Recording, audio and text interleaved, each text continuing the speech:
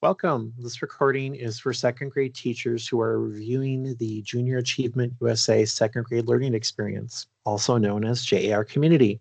In this recording, I'm going to guide you on what to access for materials review and prompt you to really think about three big questions as you're looking at materials. Number one, are the things that I'm seeing accessible to all student abilities based on my experience as a teacher?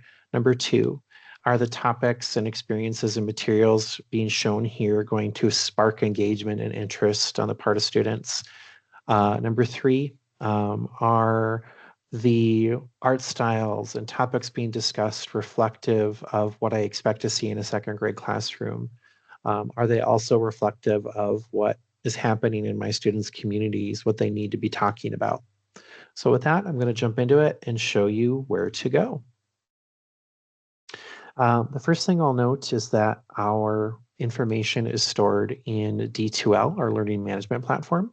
You go there via learn.ja.org, and under the My Courses section, you should see Pilot Demo JAR Community 25-26.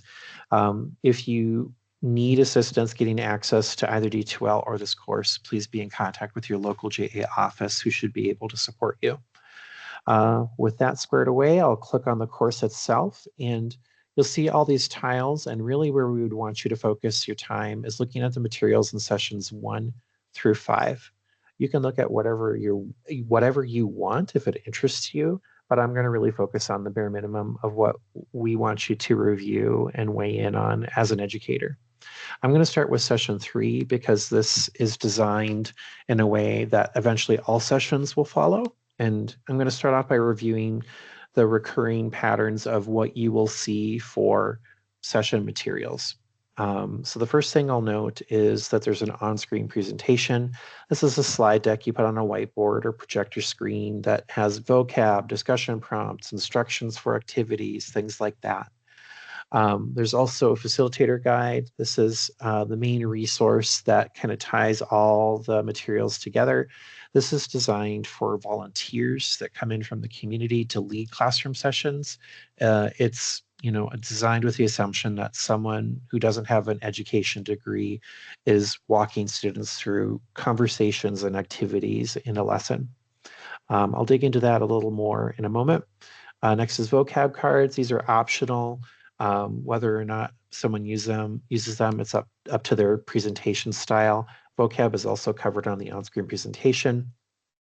Storybook is a part of the introduction to a lesson, and it introduces themes and key vocab. As of this recording, we just have cover art to give a sense of what the illustration will be like eventually. Otherwise, we just have text for the moment, so you can get a sense of what it would be read to students. Next is a learning log. This is a student handout with some instructions or activities related to the theme of the session. And on the back of each is something called Together at Home, which is just an invitation for students to share with their family members what they learned in that lesson. Anything beyond what I've just listed are typically activity materials that are unique to each session. So those materials will vary from session to session. In this case, it would be job card and community matters. Let's dig a little deeper into the facilitator guide.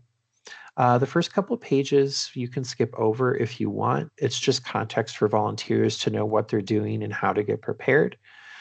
We would ask you to really focus your attention starting on the connect page on down.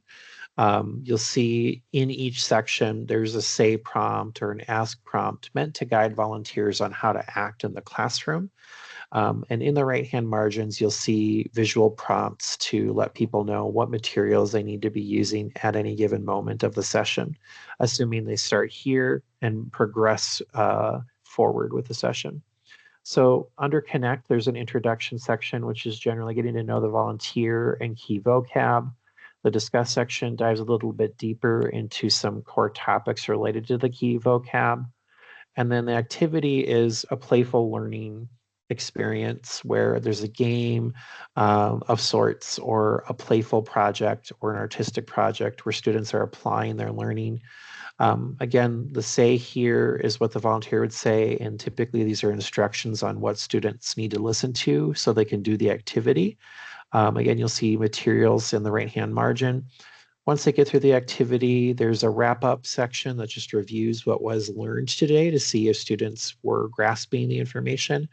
And then lastly, there's a take-home section that's about just prompting students to share the learning log with their parents or their family or their caregivers to review what they did.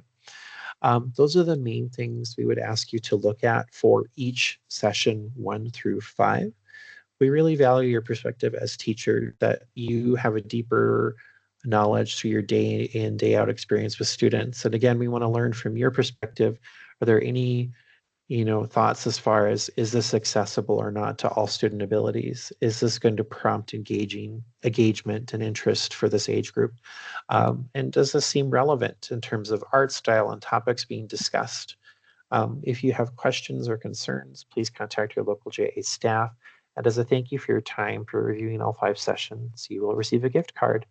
Thank you for your time and looking forward to learning from your feedback.